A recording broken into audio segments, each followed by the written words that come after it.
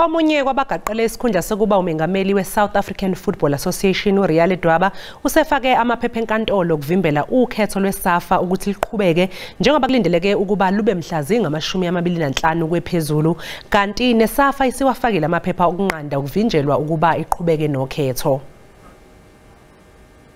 uRia Ledwaba ungomunye wabagaqele isikhundla sokwangamela iSAFA uthi akeneme neze ngemigudu yokuqokwa kukaMengameli walenhlangano. I have serious concerns of violation of our own statutes.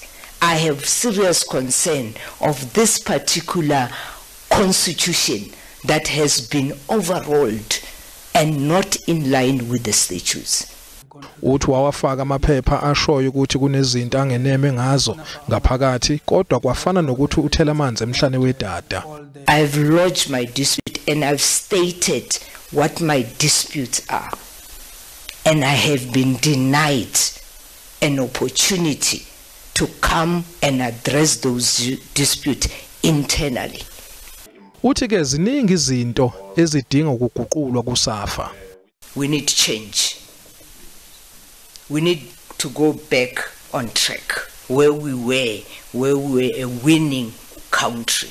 And it starts there at grassroots level. It doesn't start with Bafana. It starts there where you build that under 6, where you build that under 10. Phakathi kwezinto kumele ziguqulwe indlela okuphathwa ngayo abalandeli bebhola. Do we do anything for our supporters? Do our supporter benefit on any way? We are going to change the narrative. We must be able, every supporter will want to be in a taxi, Muruti.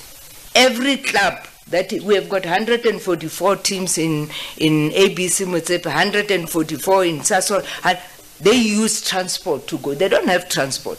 Lolu khetho lokuqokwa kukaMengameli we-SAFA luzoba mhla zingamashumi amabili nanhlanu kwephezulu.